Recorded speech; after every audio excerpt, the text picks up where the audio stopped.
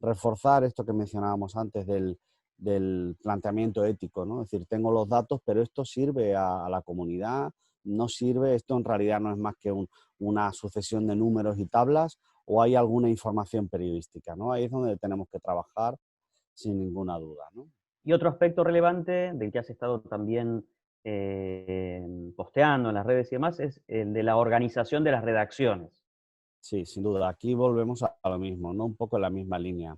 Vamos a ver cómo desaparecen algunas profesiones típicas de la redacción para empezar a dar paso a otras, ¿no? Por ejemplo, después de toda la oleada de Wikileaks o de los datos de la NSA o lo que uno quiera, después de eso lo que necesitamos es que elaboren esas filtraciones, que vean cuánto hay de verdad en las filtraciones, igual que sean de gobiernos oficiales o sea de un tribunal, ¿no? Yo siempre me gusta recordar que son a interés de parte, ¿no? La CIA dice, bueno, sí, la CIA puede decir, el acusado dice, sí, claro, pero la tarea del periodista es saber, oye, esto que dice se contrasta, tengo una segunda información que me permita adivinar, porque es razonablemente fácil engañar a la estadística.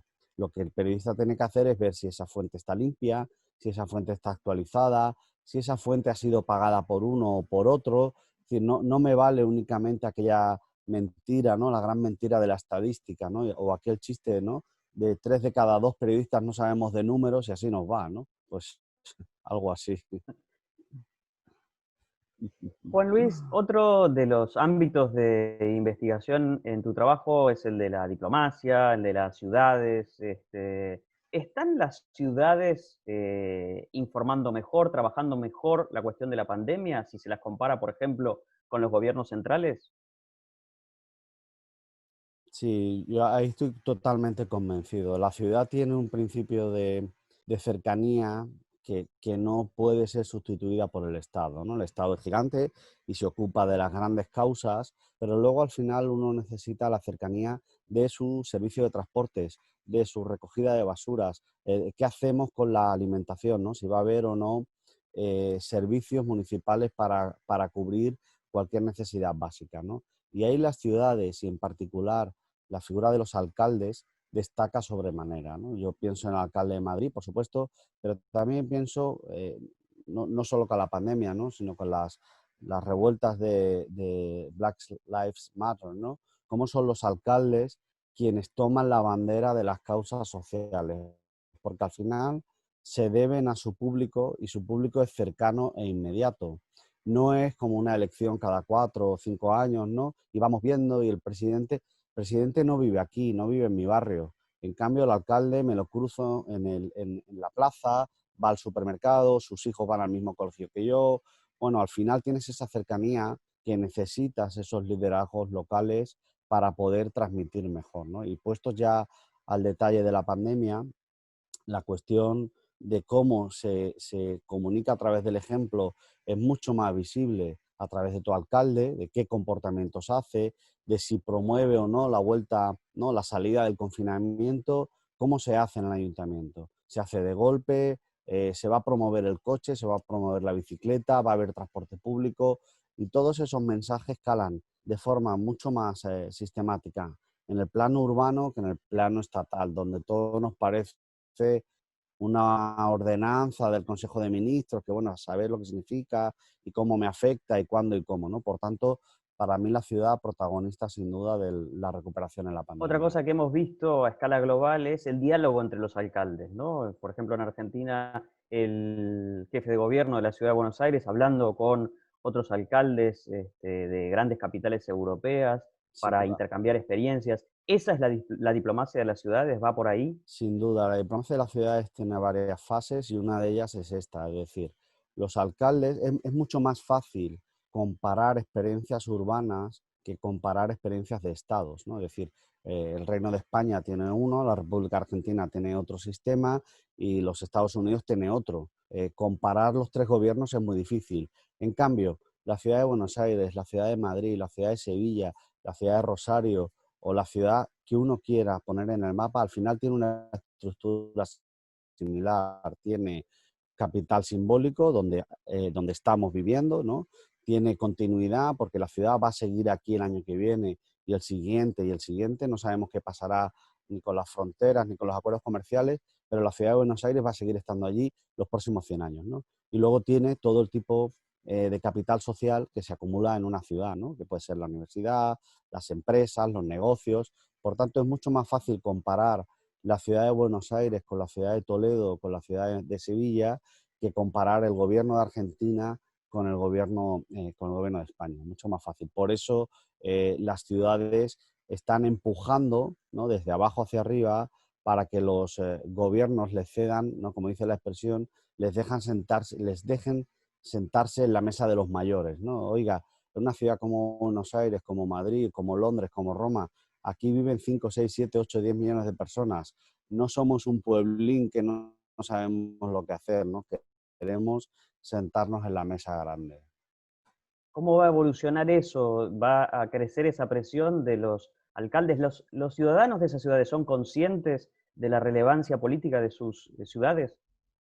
Sí, yo creo que son conscientes y fíjate, sucede un fenómeno que habría que mirar en el largo plazo, no ahora, pero sí que hay eh, sucede tanto en Europa como en Estados Unidos, ahora mismo en América Latina no lo tengo tan claro, pero sí sucede que en los entornos urbanos se tiende a estar menos polarizado en el voto político, es decir, hay menos margen para los extremos y sucede lo mismo en Estados Unidos. El votante de Trump arrasó en zonas rurales, digámoslo así, y no ganó en las grandes urbes. En Europa, en las parlamentarias europeas del año 2019 sucedió algo parecido.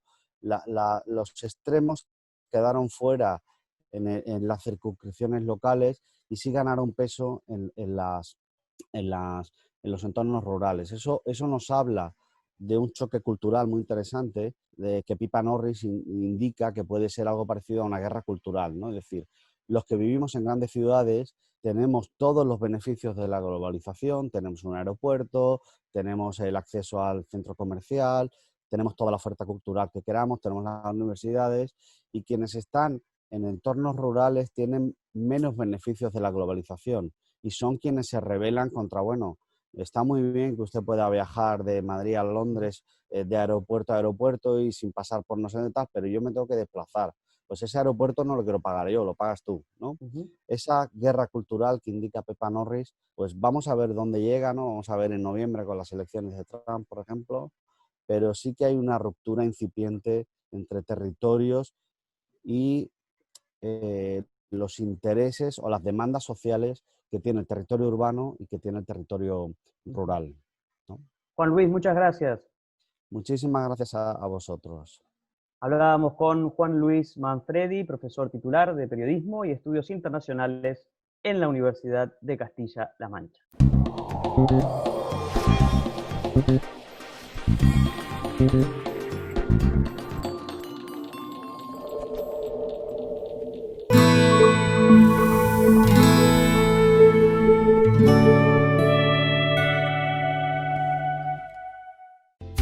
Encontrá tu factura de Cablevisión Fibertel o personal en cablevisionfibertel.com.ar/yo pago en casa. Pagala con tu tarjeta de crédito o débito y si te adherís al débito automático tenés importantes descuentos. Personal Fibertel y Cablevisión.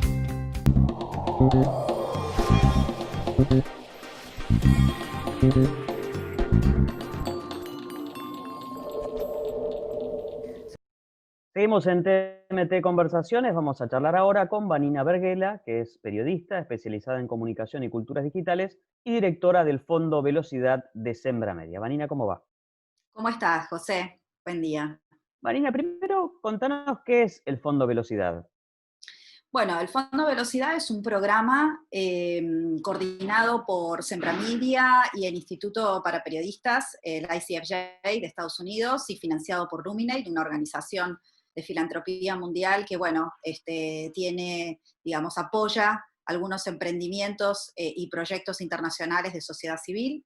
Y fundamentalmente se enfoca, es un programa de 3 años, el primer año tuvo que ver con una elección que se hizo sobre muchos medios que postularon, pero tiene como foco fundamental con los medios elegidos apoyarlos en conocimiento y con fondos, puntualmente con dinero, para lograr su sustentabilidad, para apoyar modelos de negocios que ya tengan y que tenían que mejorarlos o implementar algunos nuevos.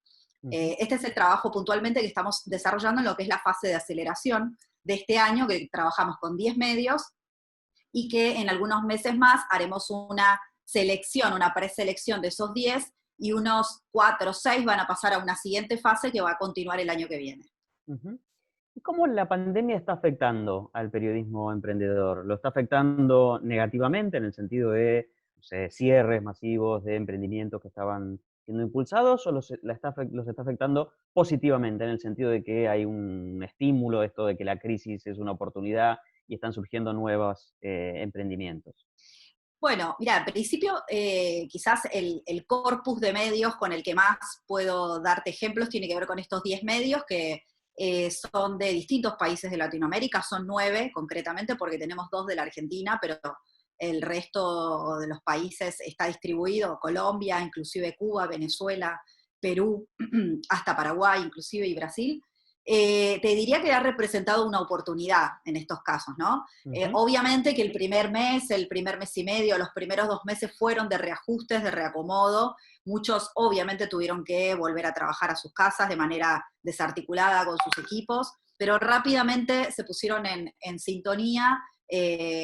Son todos medios digitales, eso es una ventaja. Ya tenían una práctica, por supuesto, de trabajar, digamos, todo online, pero todos a su vez tenían lugares físicos en los cuales encontrarse. Entonces, la primera etapa fue de reacomodamiento organizacional, y después realmente ha empezado a representar una oportunidad, por un lado porque obviamente hubo una motivación muy fuerte por parte de las audiencias a encontrar contenido en todos los medios, entre los cuales los medios emprendedores están incluidos, y también oportunidades de financiamiento, porque obviamente también no estamos hablando ya de las empresas privadas y de lo que es la publicidad, sino en el modelo de filantropía o de cooperación internacional, de fondos internacionales, lanzaron al ecosistema una cantidad importante de dinero que permitía que pudieras aplicar con proyectos específicos, con coberturas especiales sobre el tema pandemia,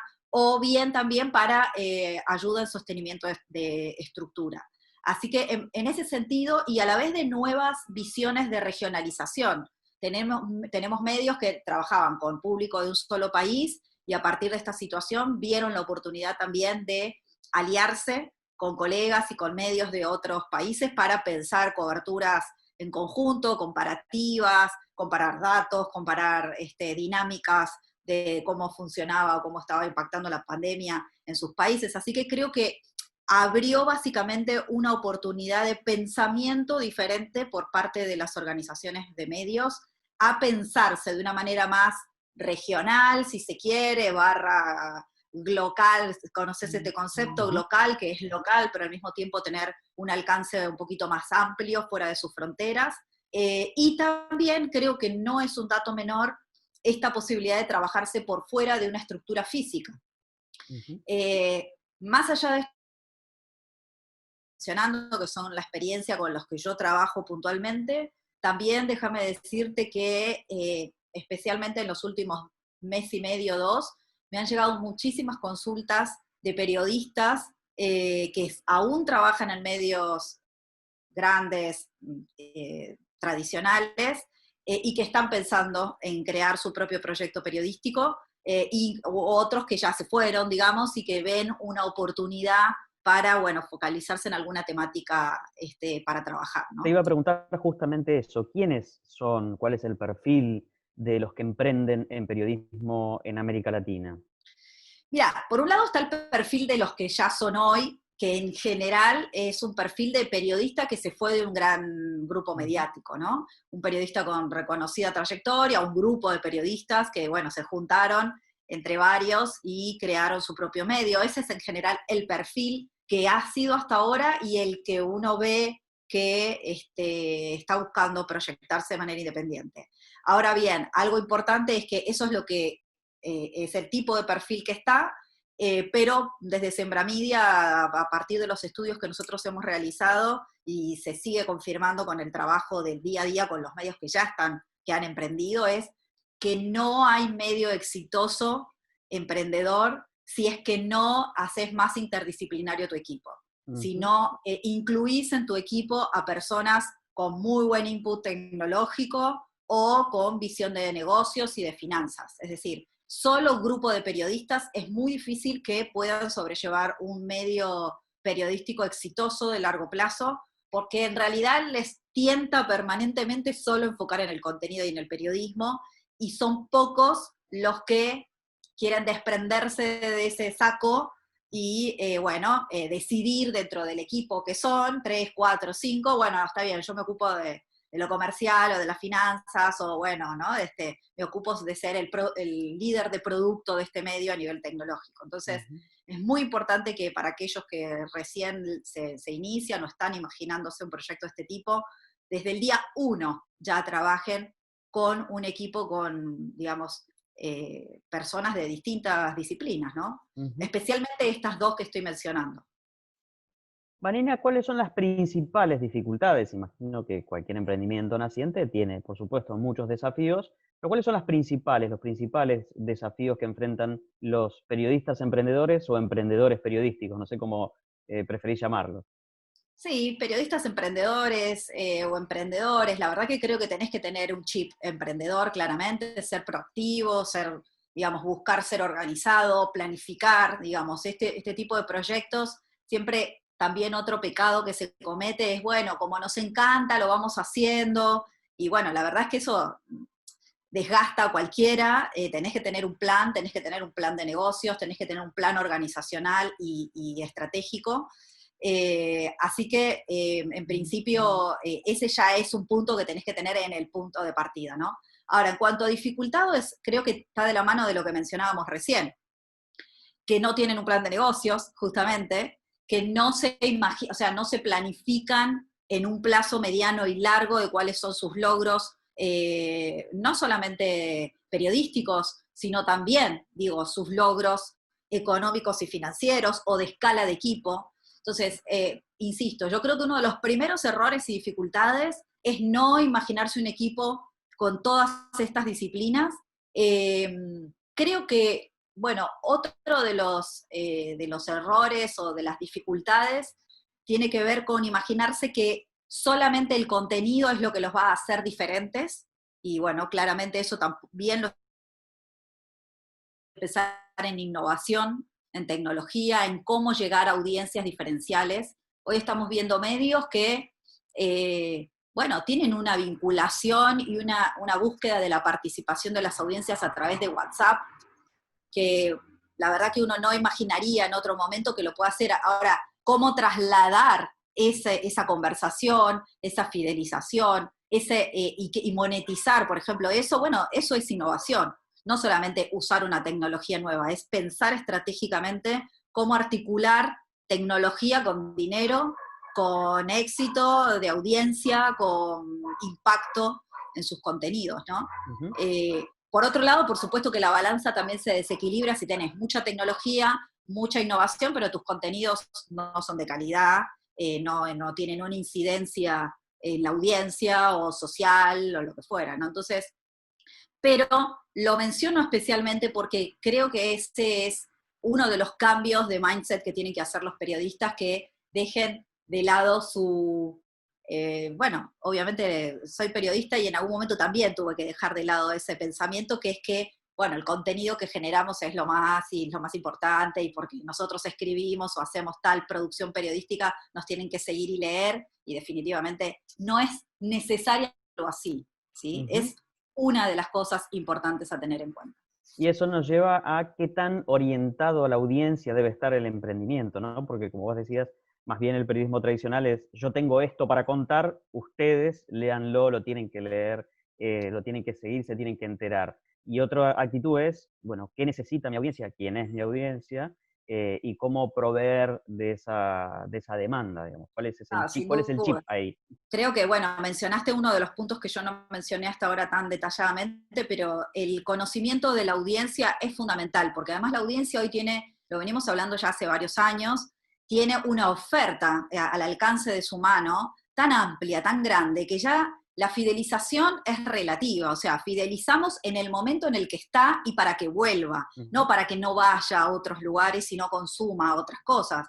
La audiencia aún no, aunque no lo piense estratégicamente o no sea consciente, navega y consume de distintas maneras, distintos medios y distintos espacios de contenido, aún sin hacerlo de una manera direccionada, le va llegando inclusive, ¿no? Le llega porque alguien se lo compartió, entonces entró, entonces se quedó ahí y navegó. Entonces, conocer y entender y decidir en principio estratégicamente cuál es tu audiencia es muy importante para saber cómo llegar, para saber cómo estar ahí. Ya la audiencia, no esperes que venga como si nada a las 8 de la mañana a tu medio. Algunas lo hacen, algunos lo hacemos, los de la vieja camada, hacemos nuestro recorrido mediático, ¿no? Como el pasaje de páginas que hacíamos antes con el diario. Entonces, ok, haces una navegación cruzada.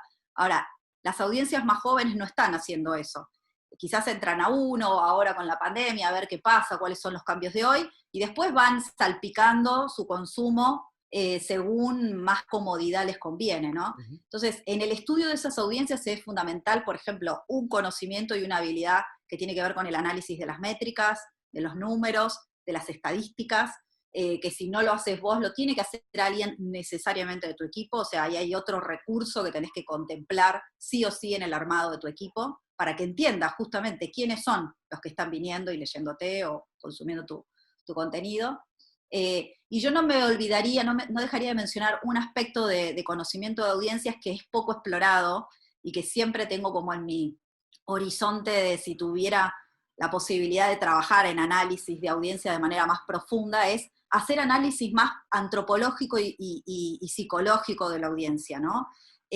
Siempre pongo este ejemplo muy cortito y es, acá tenemos un shopping en la capital, que es el shopping del Abasto, y que en épocas no pandemia se reúnen cantidad de adolescentes ahí en la puerta y están jugando y están con sus celulares. Bueno, es ir ahí, es hacer entrevistas ahí, es entender qué consumen cuando tienen el celular en la mano, ¿no? Y no solamente, bueno, una estadística o ver una métrica, es ver efectivamente y concretamente qué hacen con su celular a la hora de buscar una noticia. Marina, muchas gracias. Gracias a ustedes y bueno, un éxito el programa.